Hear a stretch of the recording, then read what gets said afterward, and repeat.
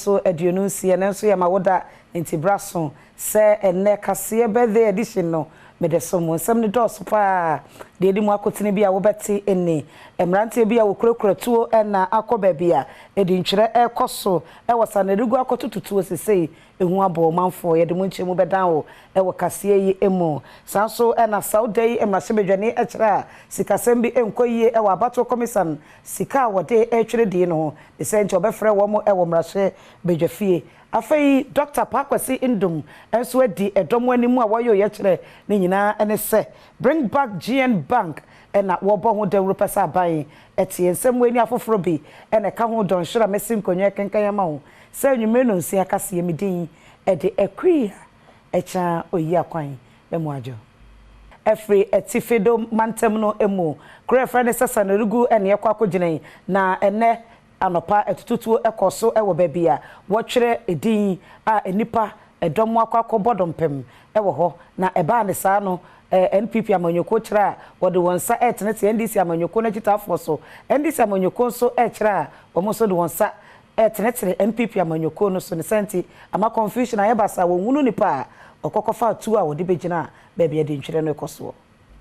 enekwasi anopai na ebride ntrodwuma no ekoso ewo bia ba kwa wo trodi ni bi ewo sanarugu no manfo bi ekotututuo ewo honomo na wo kiremu se sanse na wode manfo bi egu basi mu se womra honomo metro wondin na wonya wonum voters ID card ene ma sa tututuo no ekoso wonom otututuo no enya de ese wo hunu wonom de nenso ndisi amanyoku ne fa ewo atifido mantam mu dom frefo Abdallah A Baba edisa sobuo ni nyina abo MPP amanyoku no se wonom ene wo ma sa basabasa yo no esiye.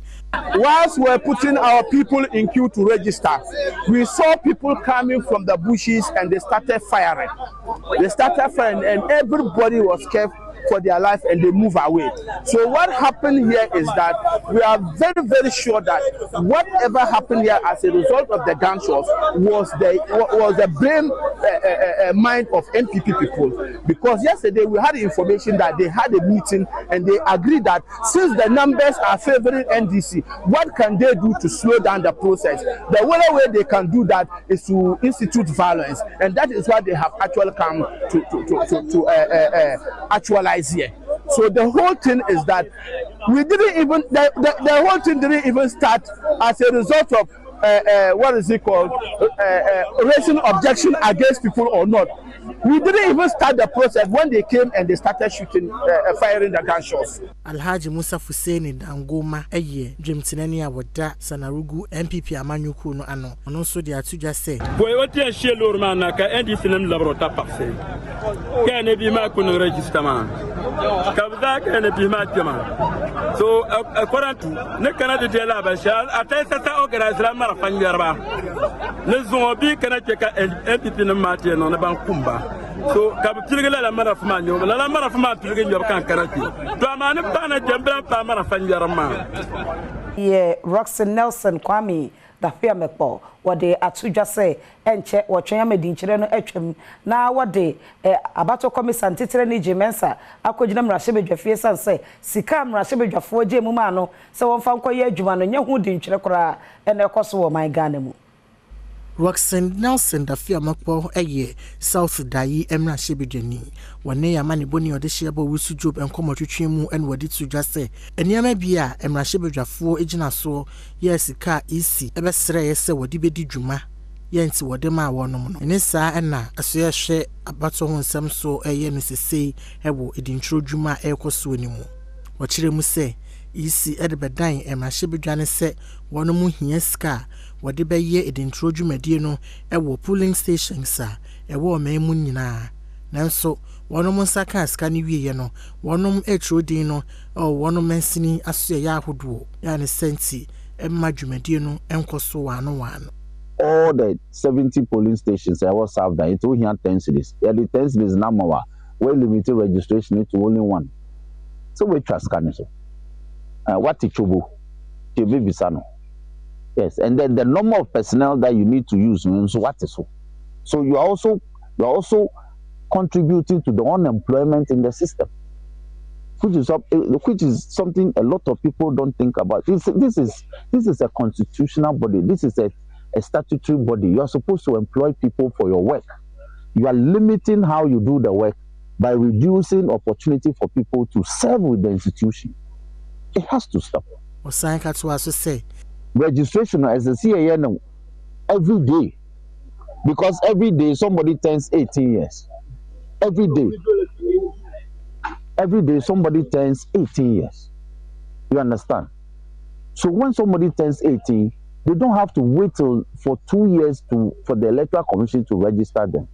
So there should be open day registration Monday to Friday. Anytime somebody turns 18, the person will just walk in and get registered and leave without joining queue, being carried in vehicles. Where vehicles are getting accidents, what do you do? Because of voter registration.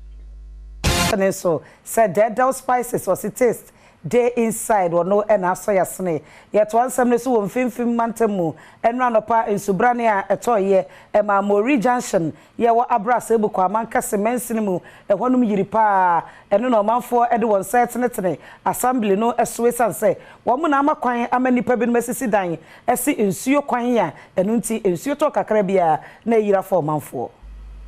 Manfo bi a wonom eti Mori Junction ya nsu eto ye agiri afam potamu honom wadi hawo ababeja won so a wone amane boni kafu justice etwetwe nkomo no wode sobo ebo abura asebu kwa amanka semensin assembly ne se sanse wonom enfa hihye papa bi enwu akwan mu nti ena ma nsu to a agiri fa wonom kasa yemu no wakire mu se mensin assembly atena se ayenhwe han ama manfo esisi sensori ene adan esisi akwan yanka sese ensu efa so na wakire mu se efiri bra wonom hyase esisi adan no ebere bi ensu beto no ejiri fa wonom. In fact, area have me because I thought I gonna question Uliska into kasa because maybe I saw that nebesi no yet tete omo ye san ko mani so ba ye hu ye ko ba omo so we charge attack tell you afa I saw that nature man so to abetun afa on ma ko so you know that so to e the way after on ka na ko na ko you so na bi so ma so you are telling no mo me so ke se se so o be de kwa no mo tumi fi ara to mo tuaba I had na apart from getting where there be all man na ke hu hia say sada ni no tumi ma kwan ma hu si sada no so still e ko so bi mo kwa start to mo si bi ho no me no ka say e bi mo wo se so kwa ma fe say so na bo mo de ni ade o mo tumi ho ni na had e mo e friend e be sa summary no say so bi obetu ya fa ho ma ya say the story so mo kana o mo ni bi din fa wa na ka hu nya ko ma kwan kwa mo bi o tumi si dan e ho no afufuro bi nso oni amane boni hwehwe nkomo no eto aso se sede gatesan kese sensuo famu e wo towbut ene Mori Junction hono emu asisie no e ka ho bi e na ama nsuo no eyiri fa wono na efa nim hono so ya wa ya bridge kakaba na first na bridge bi wo nim hana ofo na o ya kakaba wo abose nim hono dam bridge no so ka ho na no ya da bridge no so It is Yaka in Swaba Wufi and Wustami, Abanzama Dam and Sisiara. I say, me phone assessment now, most of you are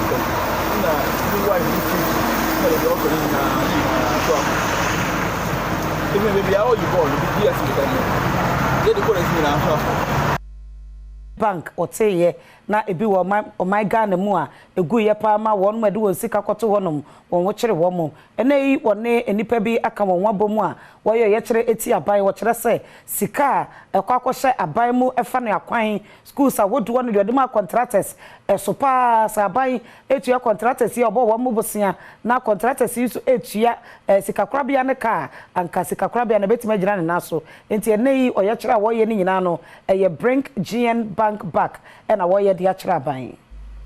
Dr. Papa Kwesi Indum NHC GN Bank weye manyoni esansu edwadini wode adesrede ato aban animu se GN Bank to me krata wagifiri wonom nsem no wonsan emfama wonom orei kasa yemu en wachire mu se ebra na GN Bank eye adwuma no na wonom de won sika eboa enwumade bi te se koku akwan ya wo yie ensamso any schools ewo man mu na wonom ede Ghana sika no 1.8 billion ena etua contractors na mfiensia ekire no enya de SSSK a wode ma contractors no aban ede ama wonom the senti wɔde to aban anim sɛ wontua wɔnom sika nyinaa ɛma wɔnom ɛbra wɔda nationwide campaign tour ya wɔde bekyerɛkyerɛ mu nenti a GN Bank anya adwuma akyerɛ Ghana fo no ɛna wɔde sansemi atudwa. So what used to be about 1.8 billion Ghana cedis, listen to me again.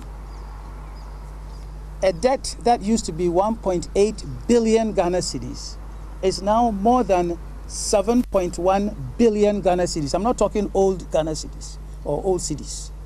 That is real new Ghana cedis. If you convert it into US dollars, it's about $500 million, and it's growing every day with interest. So the government of Ghana and its agencies, if they had paid us even 1/3 of that money to the contractors 6 years ago,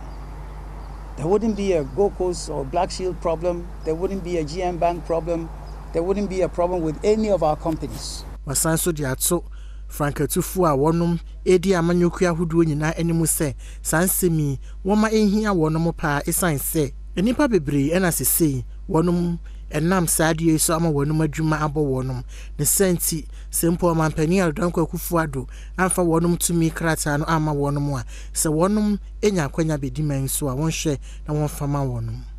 So if you are competing to become president, I'm also serving you notice. If this Akufo-Addo administration, they don't give us a license, be ready. When you come, you will give us our license back. And you will see what will happen all over this country. The vigor, the enthusiasm that we will use to lift up GN Bank, to make it become a spectacular bank for the unbanked, the millions and millions who are looking for a safe way to save their money, but also the small businesses who are looking for money so that their businesses can grow. No, and a group Indium, what's a year, and yet in Kano, yet why and some no, so Ecozel, as a Jospon group of companies, Asibi, I said the Brano no, or call as you for Tuntum no summit, voter lake, a quiet church, more man for coil, first way trans, you know, and they was also the be as a chess to be more, Nina, as a voter lake transport safety project, no Asibi, or the life jacket is so come on man for Sabaya, or chess you ya, or betty me about by. Ecozoil, and I'm one of my Juma where so a day. Life jackets at watche akwakoma South Dayi mensini no sebeya wonom so bechicha ma wonwa wuchi subonto ahodo said the beya nkoda eba betwa sutade na wode be ma wonom ahye abra national coordinator wada Volta Lake Transport Safety Projects nano ya ofuriwa ene samtrofo edi nkita ho no ene wosi sudua se wonom asoye no wombotaye pa ene se wobehwe ama landing sites ahodo a ebe Volta Lake honom no ehonom edi ni ebrebia nanso ni nyina mu no wo kire mu se clean up where we involve the community to clean the place and also use the opportunity to sensitize them on sanitation issues and how to keep their landing sites clean. Germany being a major landing site, we chose today to come here and then join with our workers and then work, also educate them. And also use the opportunity to give more life jackets. We've brought life jackets here. We realized that the kids also need life jackets because they cross the water for various reasons, for school and other things. So we also brought life jackets here to augment what we have already so that we keep improving safe travels on the water. Godwin Kwame Jazawa eye South Dayi mensini krache ebra wogina mensini na nemu a waje saa life jackets efri Ecozoil honom no na wo hye wonom bose wonom e de abasobodi adwumadie bi eba beto honom a subonto wura anom a wobehwe ama wonom obefro won subonto mu ahye life jackets ni bi wo bra wo twa sutade no. Ecozoil workers currently working at the lakeside. You can see them, they are about 65 in number, but I've seen this number as inadequate. Looking at the stretch of the lake side, at Germany here, we need more hand on board. So we are collaborating very well, but the number of people employed, which is 65, is inadequate. So it's putting a lot of pressure on the existing workers at the lakeside. So our appeal to Ministry of Transport, I know they are spearheading this project. Trenia wano ena edalowa pra rural banks ano mame Abadawood wode atudwa se de Ghana cedi no ekofom amano ne sika wodo so kosoro no boa ama edwadie sesei ekofom na ne nyina ene sesa aban eye bibi fa no pe no pomasibra ankasika kora bia wodo betimi afa ne ntoma pa efra said the Ghana cedi no kwa na ekosoro nti no board chairperson awoda lower pra rural bank ano e de atudwa se ehu behia se aban e de hyehye ebegu akwan mu said ebe ya Ghana cedi no ahoden ebesen abemu na agina ne nan so bio Abadawood ni amane boni enkomotwetwe mu no ene wakire mu se said the Ghana cedi na ahoden enimu no e de sensanso obani bebre na aba bejai edwadie so asanso de atu edwadifo a wonom eniama woton no woton ewo dollars mu nyina se wonya sa anoye no isanse no ka ho bi enema Ghana cedi no ahoden enim osono bia na ogisika na adwuma ozirikezi nti se ogisika na mefa na osaba dollars a oye ebohwe na ne cedi no waye kakraba because de bia dollar ne ndo okoso azecha wa abafom but your customers are always going nti de bia ye hye wonu kran ye Ghana fa ye di Ghana cedis nti se wo be fa na kede sun in dollars a wo be chiro kakra nti ye Ghana fu ye ndi gwa wo Ghana mama kana atasa ye di gwa wo Ghana ezi gwa wo Ghana ekita wo cedis a eze kwata aze cedis nti kakra ehya ase wo bebi a obodu bebi a wanka se fi de sisi a minye sika kesa mezi tukwan mekafa nzama kesa obeyeye Cletus Bentuo deputy MD ewo ARB Apex Bank wono so ni amane boni twetwe nkomo wo den sem bi etudwa esia no robbery no unti robbery was system no medium because of bullion vans na amount bullion vans na ye dia ba no moreover so ya to bulletproof helmet any vest ye de boa ye juma for no omoye species ni sikansem nti in as much as omo bullion van no omo she helmet any vest a protective nti aboa these days no those days so better say kakra ya bo bitio kakra bo bitio ya hijack track but see na ya the bullion vans aba no sad news no and maybe the only thing I'm urging rural banks is that we should be more vigilant. The fact that here say ACCC doesn't mean to say in planning. We always have to be vigilant. Every trip we go and come back, we have to be vigilant. Na amansai ko bataya ehwekua yensam so meche World Food Organization enam World Food Program dwumedie so akobono mantemu a akuafo a wo mo edua ebro wo ye nkyerɛkyerɛ ma wo mo akwan ahodo befa so edua no baye nam na nyini promprom se be ya edua no bebu so e wo mantem ni mu ne bia so mantem ahodo so wo man Ghana mu World Food Organization enam World Food Program so ene afofra woni wonum di dwuma so ene akuafo a wonum edua ebro e wo bono mantem mu edinsa wo so sebe ya obehunu akwan pa wonum betumi edua mfudie no na wotwa ne bebre Steven Odate Fiu director with Food Systems Ghana ano ewo World Food Program she WFO ase na wo kire mu say majority of Ghanaians or about 80% of us consume maize.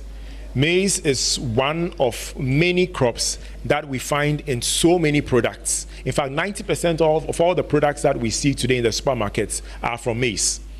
The derivatives of those maize products is what we see in the beverages, in the chocolates, in the biscuits. And so a country that must industrialize must have enough maize, not just to produce for its people, but also to be able to have a surplus for industry. And that is why we are focusing on this subject of maize. Now, we've been able to achieve some sort of maize self-sufficiency over the past 3 years, thanks to the innovation of the Planting for Food and Jobs program. Dennis Abugri Amanga Eyabuno Mantamu Mofa director Onosu Chiremu say full army worms Eyadia ha ebro a wonu mudua pa ne senti wode atu akuafo nyina enimu say advice I my farmers no say omo plan say omo bedua abro no ese omo so e plan kwan a omo be fight for army worms no because enya buy no de enya ade a be kosisi menim say abefofo ene jumafo bebre o ha omo pemisa ye betimi eyi abo no kra ba ko sa time no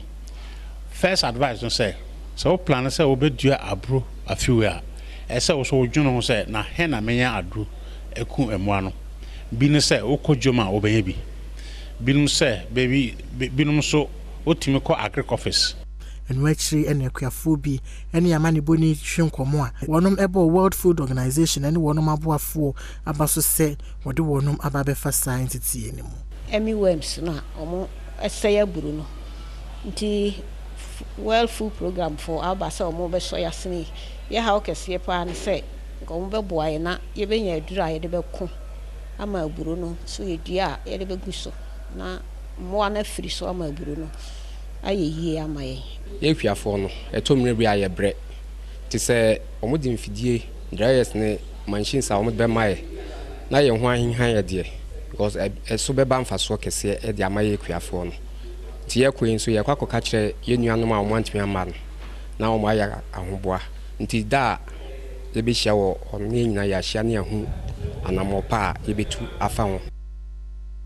ese de ayo humumbo bosome yesimu agana baide yesi wonum se yedua nua e de age asase ene ewiemu sakraye enkwano ene yi wokọ bromantemu asonyane forest district e de atudwa se wani so ade hunu ene so bedua nua empem ahanan de yebisa ne se free best mfie mienu miensade de yedua no ewe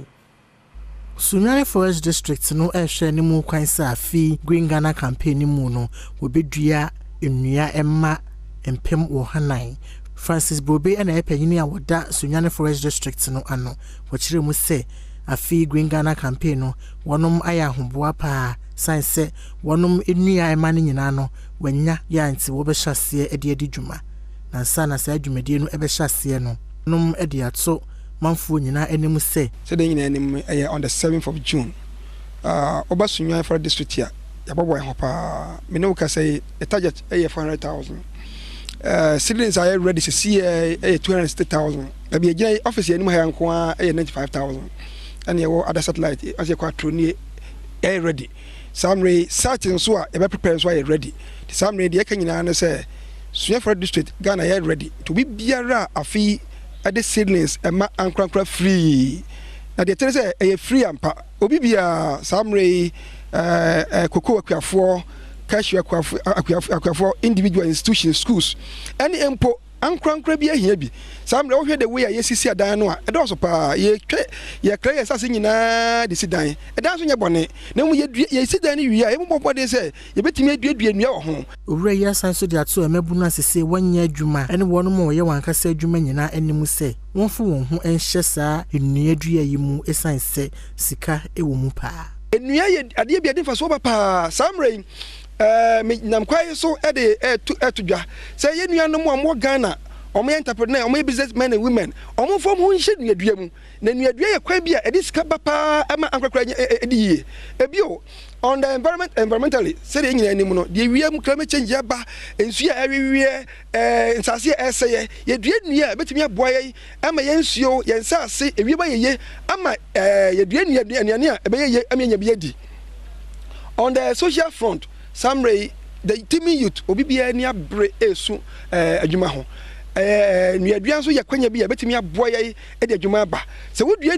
nua at least 1 hectare bia betimi anya betimi engage one person it is yetimi dua 1000 hectares ya over 1000 per anya adwuma ye enti ye nyina ye boa adua nua na aboa ya mawie mu adwo no na de adwuma ba na de scale ba na de asase so yeye enti nuadua de ho faso no edoso enyume no si akase na goso hye ewo Adom TV so no megina so ada me ho aba me koba de aka World Vision Ghana ede school sanitation solutions aba makwan amadusiafo ede wadwenkyere ato won mafa enema ebetimi abo ma wonenie afa na ntuma pefra ewo my Ghana mu na no eya kansie ne bekoso na won me bedi nkonim no panifo ma wo mo akade na adwene ode tu dwa no watimi aye ne yie sa triple S challenge no the botaye pa ne se oba be hwa ma adusuafo esiakan e de solution ideas esiakan se de ebeye a wonom ebeye anamusifo a wonom ebebo sa adwumadie yi ehu dawuro na wape akwan pa fi a woye ewo amiamia no wɔbɛsi ano kwan saa akansie ne a wɔnom ba bɛyi ɛna ɛtɔ so num na wɔnom hwɛ ne mu kwan sɛ bra wɔnom ɛde bɛbɛ wiye no na wɔnya sanitation diplomat a wɔnom ɛne wɔbɛbɔ wɔnom dwumadie nyinaa ɛho dawuro na wasan so aboa ama ahonidie aba mpɔtamu ahodoɔ. Wash technical specialist wada World Vision ano ya ata ahen ene amane boni etwetwe nkomo. Say o my Ghana ya boy homodin bebre e wo efa nsuo sem ho. Enso e ba ahonidie ho nsem a ye momodin kra we are very poor. Enti ba bia be fa bia sanitation enkoye. Eno nti ehun say ye de mofra ne ba mu a e be boy. Ene ma World Vision Ghana ene Ministry of Sanitation and Water Resources Kingston Media. Ghana Education Service, Gamma Sanitation and Water Project, and Zoom Lion Foundation. Yade, you may be a friend of School Sanitation Solutions Challenge. A buy. Ye say, bit me, Ama Mofrano, Enya, and GS Runko, Ewo Sanitation Semu. You say, your boy Mofrano to Tiwon. Now, your show on Kena.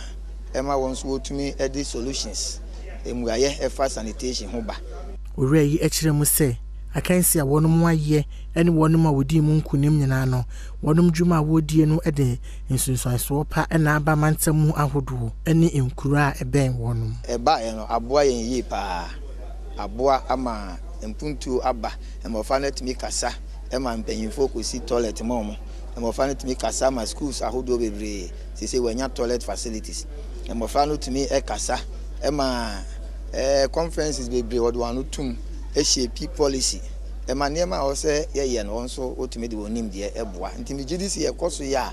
a beboa, I'm a more funny benino. Now, I dare fena honey day, but tears here, now or the year Jumanso. Catholic Queen of Peace Catholic Church at the Adriania Akansi Ashaso. Najumedi na sen wadi futuma Ghana for see ni Ghana Adriana pa esanse nuanu no bebre. Ewe Adriana mu etimi boa emani peduano enyine yie.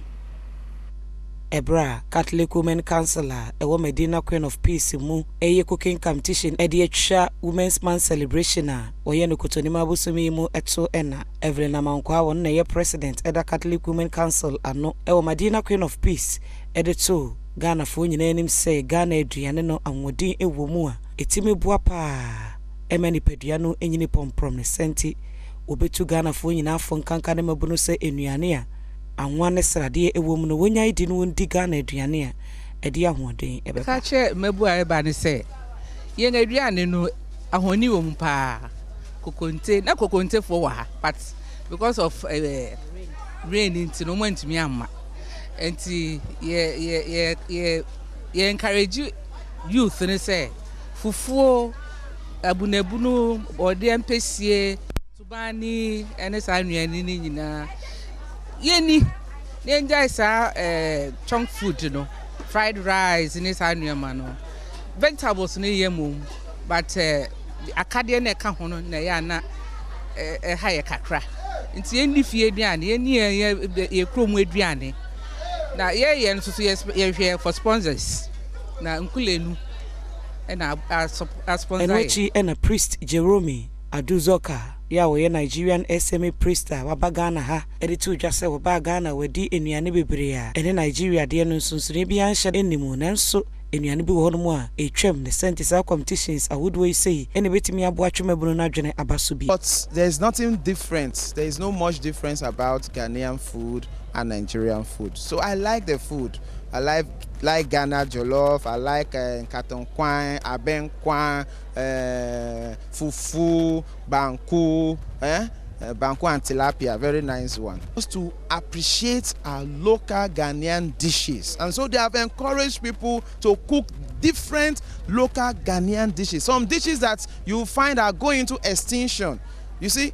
that our young children, our young ones don't even like to eat again. They just want to eat spaghetti, indomie, talea. Reverend Father Anthony Didongo, and a parish priest of the Medina Queen of Peace ano of Asakonya so echere said ye Ghana aduane etie and in Fasua ewomu. I say Ghanaian food, not just because I'm a Ghanaian that I'm just praising Ghanaian food, but Ghanaian food is very good, very nutritious, and very, very healthy. So I'm encouraging everybody that no matter wherever we find ourselves, we go to restaurants, we ask for continental dishes. I will advise my brothers and sisters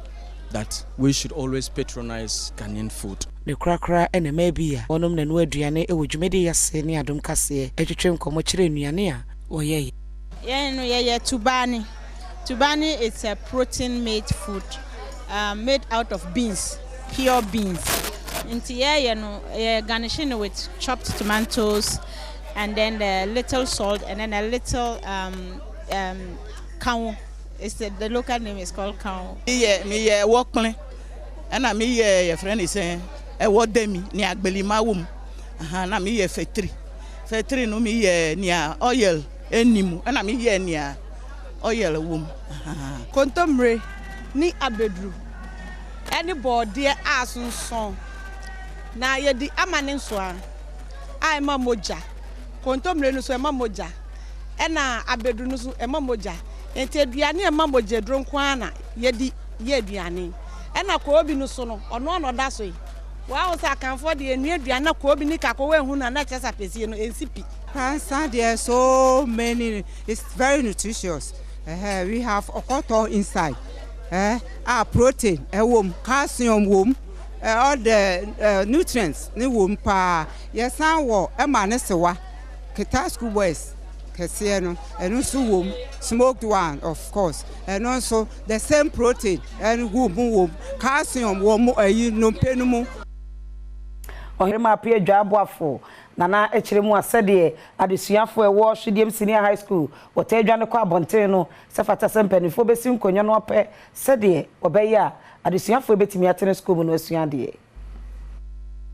ahafo Hwediem mu hene osuodum gya berema apia dwabwafo edi atudwa sede adesuafo a osuade ewo Hwediem Senior High School ebribia wonom edwane free school mu ekọ montene so de won ho kọhye nuyi a ensem fatemu no ha dwene pa ebra school no di ni mfie aduonum afinhia na ya afomantemu soafo na nanom ahemfo amanyofo ene GS adwumayefo awofo ne afoforo bi aka ekọ honom bi ene wo kire mu se ene school no discipline wo mu no ade a manije ho pa na se da me kan enkra no students ni bi ena me kan kire wo mu se kromo ya se o ba bi ye fro anadwo de boys in back room and no magic room for boys in the t-shirt no dia hye no be kwa na adwo de ho na nyamye na nsa me kopamo boys in be miensa aje America wo fa no ma me de na metima chesi wo mo edine manya kwa na me kasa me ka che mu se school ni bia be kire o sa na adwo de ho no ye ne bread master dia ene ye me yi wodi mo masua de emfa ni agro masua emfa ni agro na wo so papa e benya ho fa so ma benya ho fa so na ubana so be na bakruma ba benu nsa abenu wi abenu kokei ene tramo dia ene ye chiwa ye no bread master ka won se ye yi wadi ano ya owuso bempon ehwe ni mu kwan se obegina MPP amanyoko ni dinimu apre City South emrahye bedwa akunya no we old students e wo school mu honomo wone Frederick Kudia ya we headmaster wo the school ya no ene amane boni enkomotwetwe mu no wonom so den sam sei eto aso na ene me sre all students say yamwa we say me free school ha me call Prempeh College o call Prempeh College all students no any other class A schools no all students no ebo school no pa dodo yi eno nti na me so me de to me nuano ma ya first school mu ene Nyankopon dia kosi ba bi ne say yenso yemra yasi na ye mebo school na school no ene ma kakra o ma wo so mu hia no yempe bi ma wo na school no emfa ne ntoma pa emfra your walls anyina your poros e free kwano nyina konsuo no enti a school for no bia o mon kokrom na report say ye hwe enkolani ye ni ade ya fi sase yetimi to wall no ema a school for no wa obi ntimi anyai enti ama discipline no enkoso enkolani breaking bounds enti wall no enso hia emasiaso lawyer Andrew Mwakwesi amenu akotwa homemu a o si lecture halls mienu e dia ma famina na esen college sebe ya adesua ne adeche betimi akoso yi abra wonom edi asobo form echire yi a na Samuel Adayebo a wo administrator woda famina nursing and midwifery college ano ene amane boni Isaac Enomenyo etwetwe nkomo no ene wodi tu nanimu se enfa ho se wodi nhyehyeye egu akwan mu sebe ya wɔnom lecture halls wɔbɛyɛ nsesanye ɛwɔ mu no ɛho behia sɛ wɔnom ebenya adan foforɔ a ɛbɛboa sɛdeɛ ɛbɛyɛ a wɔne suapon ahodoɔ no ebegyina tipɛn owura no ekyire mu sɛ ɛba challenges dia say adwuma bia no ebi wom kakra baabi a teacher for ɛda nso so no yɛwɔ shortage ɛwɔ hɔ ɛyɛ sɛ deɛ ɛka no school for nso baabi a ɔmo da no so shortage kakra ɛwɔ hɔ ɛwɔ sɛ assembly no nso so aboa ama yɛ sɛ ɔmo abɛma male hostel a ɛno nso ɛbɛte how no so saa na baabi a yɛ classroom no nso so ɛno nso so challenge kakra ɛwɔ hɔ so assembly no nso gu so a ɔmo boa yɛ sɛ ɛno nso so yɛbɛnya tie ɛwɔ sɛ ɔmo aboa ebi wɔ nanso say na no yɛwɔ challenge kakra wɔ yɛ facilities no ɛho a sɛ yɛnya bi ka ho a sɛ deɛ mdi nkan kaeɛ no school no ɛbɛkɔ n'anim asen sɛ deɛ muhu no no lawyer Andrew Amoakwesiama Fomena Emrashebidwani was signed so second deputy speaker Emrashebidwamu. The Kasaimu no no city to just say why yeah dear be osia paja school no me school na bedro na edan akawura crowd no dia hoden was resre no ye kakran abesi it wo hwa akawura mu en ohwe classrooms ne baby an fence adusua for beda yenya bie no na te bie osuye so saa tie ko rewram ne nya bi kakra na yeso bi kakra be so na sene na ya hwese ne be ya ibetimi kakran kakra betima pagya assistant bishop Oda Methodist Asorina no Right Reverend Bafwa Samuel or the Atuja say Wumsa buying at the Free Senior High School about Boapa ama adisia for any school ibia konenso sabai de sakraeba na watu adwene betimi aboa mana konanimi Adom kasi amane boni Isaac no menyo ekwa anwea kanta circuit e obekwa mensiri mo ne Bishop Bafwa Samuel etwetwe nkomo ene wodi tu dwase obeji atum se Free Senior High School ba yeyi ate awofo edadwen ene ye ka ne da wo moso eso nenso ebraso se eniema bi a ewo Free Senior High School mu ene won kita wodie no aban eye ne yie sebeyi a dwumedie no bekoso tote na emfaso pa ewo so no manfo etimianya so because of phrases essence me boy ha Ghana maya na bia ono oni akore bia olufie na ya no masofo a afeso a nipa de bills ebraye na ye tua school visa hodo e na ehu se na adan kokufo ado wa ye adwuma ni nyina ti ya man school fo yi free textbooks uniforms ni ade nyina na megisa anjija ba ko a NPP abide aba ewura fie bia mu yes free SHS ba ya che ye be hia se ye be yasesa kakra me madwem se me foreign some family dey yan fato ho me she da ni sika de ba wura da me ka se me ntwa me school fees a metimatua o me ge se o papa abamba be o speaker of parliament e ka se on ntwa school fees o metimatua o e ka se MP fo ntwa school fees o metimatua o di Ghana fo metimatua no ye betima yan she na ya mo matua yem se binumu sabe bi ye hiafo bi bre na nka ye mo asafo no de ensisaya wodo aba assemblies awodo de be development plan mu na niema etwa ye ho ahia no watimi aba ho ban Environmental Protection Agency ene asamra bidwa no ede ahyiemu amomo enkyekere ewo kwan a wobefa so ede oba de bobremu ansesaye ntotoye aka won daada adwumadie ho sede be ya ebetimi aboa won ntotoye ewo won mansin dodo na emu ewo won dwumadie no mu ene wadi woni ekyemu asante bekwa abato mpasua so akwakwahwe ehawa oba de bobremu ansesaye no ede bre adehye wo ho yatra ho fi abanchim kurale de titini nyina no eno a ne yete ho titini nyina eyi batna ne yire no na enye regular sa ba efiri base mfi be du ni benje anytime bia ensuo no be man ho mene suya ana e de nsuo pawde kurukum a ewa asante bekwae ewo sa kurumu no garamse ekoso ho pa the make campaign say na abanhwe emaye say omutu galamse no wi a omukata amanane so emaye nesa ekuafo no mo an e betimi kotom no mawu Dr. Entwibo Siako Amwa ena eye Director of Climate Vulnerability. We have actually assessed the magnitude of the issue. It's about displacement, It's about destruction of food crops. It's a destruction about livelihood, and then also sometimes even public safety, and then also income sources. What we wanted to do is probably, first of all, have a long-term plan that will actually address this issue once and for all. Honorable Kwakuche Bafo and a Abanka Chipeni was Santi Bekwai. The year say, increase awareness. Say, ensure ebeba, nananum omo and 2 free home. Let us be. Nananma assassin one, I'm toss asima isia dino. As a obeya, oba assembly. Near my engineers, no, and a geologist on back say, maybe I would emany panel. So a hormone soon year, Emma Fahana. Amaneboy, Amansachi, me could be the good difference sentimentum. I said, Bayer, Obetimi Abwana, Kuafua, would dear and me, Wetimi Atre, Womefu and Munti, and me Abba and Pim Educia, 60,000 and watch our Mercury. Now, face Asia, 1 more 2 galam say, one more assassin, say no, was yes, in Nama, woman, what media Ukia.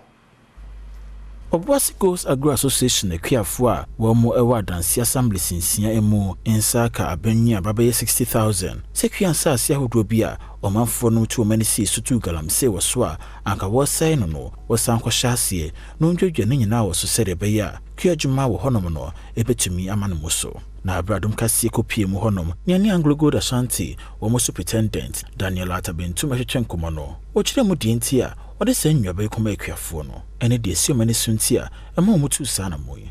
saa dwumadie no de yehwe mu pa edi mu tentema ne se yehwe se ye nuanum bi amodom nsa ka sansase no na ama sansase na se no yebetime gina penie na yaboa na ya restore silence ni na aboa adanse man nyina ohwe ye memia ne bebreba nam some of activities akoso sansase ni mu ama wodi asase ne yehwe enye yi saa activities nyina no emwa yawie mu sakraye na se abai so wo de ko na wo de kodua wo saa ebia na etimi bo ama sansakaye ni nyina esi awie mu sakaya no ehun se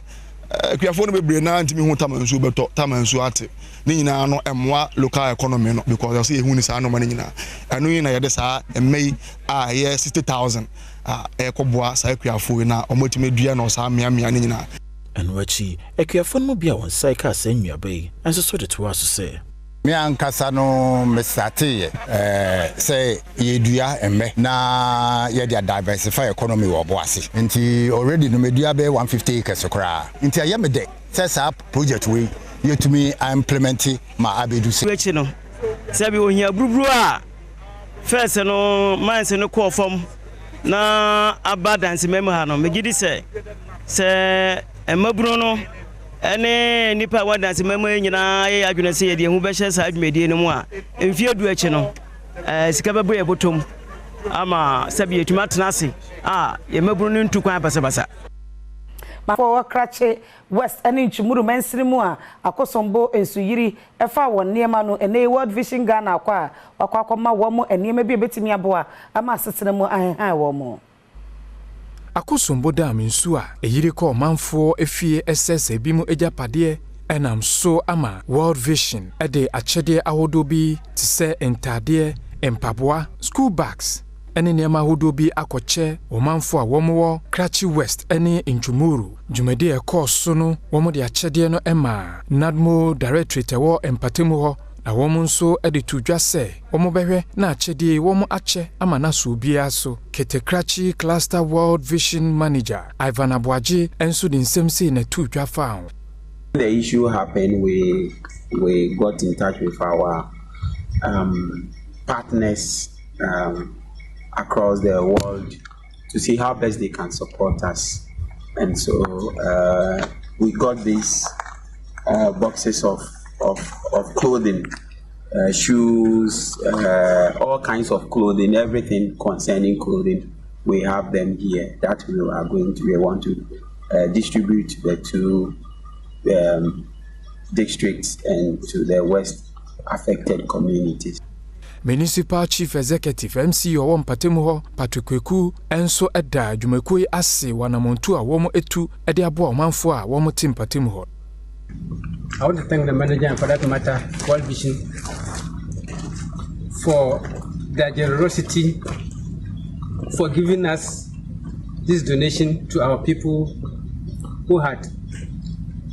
were displaced by the water basin floods. We are grateful. Omanfo bi a womote Krachi West ene ne mpatem so a womo enya achede bi enso de nsem sei na tuudwa. Afisa se ensuo ede yi ye niama yetu yensa efre we vishifo omo be boa ye omo anyi ya no ansi boni ye da we vishifo ase.